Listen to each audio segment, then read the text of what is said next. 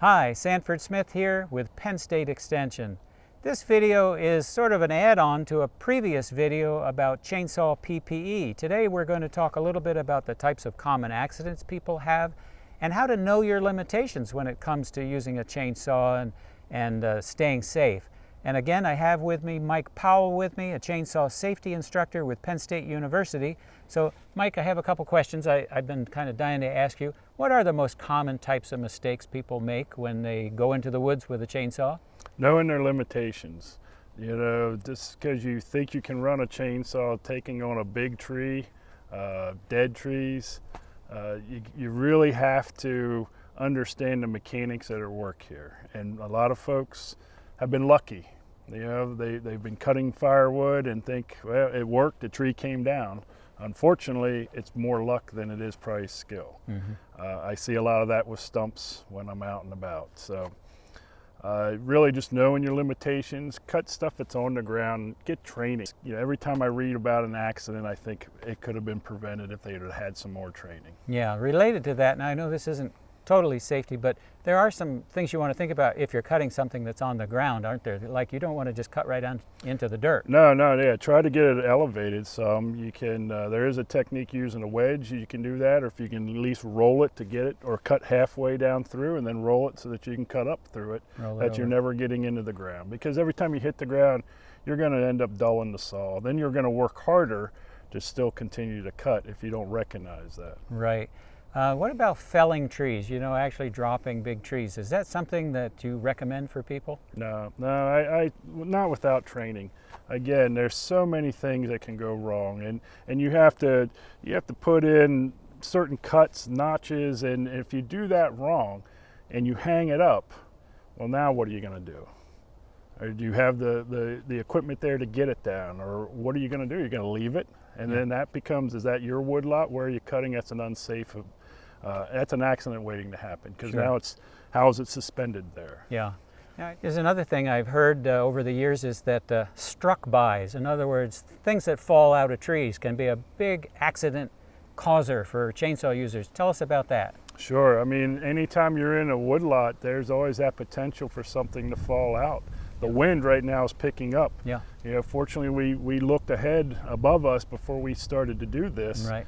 But it also can be a calm day. I mean, I've sat at home on a real still night and you hear the tree fall down and it's like, wow, there was no wind event there. Right. So wearing that hard hat when you're in the woods, it just gives you that extra layer of protection. Sure. So Mike, how should someone carry a chainsaw when they're in the woods? Okay, so there's a proper carrying technique, and that is in your right hand with the bar behind you.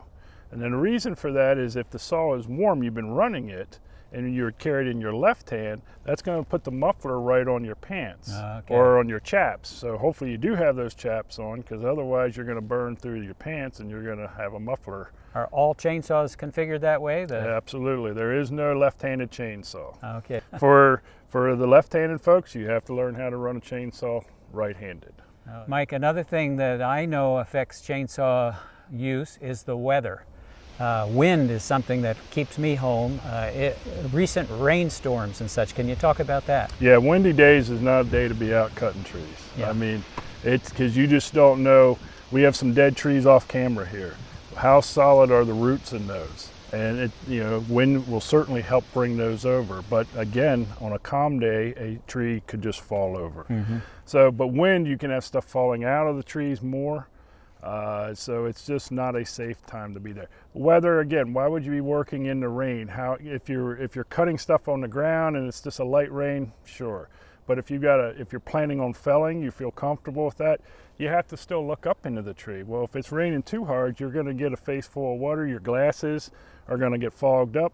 You're not going to be able to see what you're doing. Yeah, you really need to be on your game.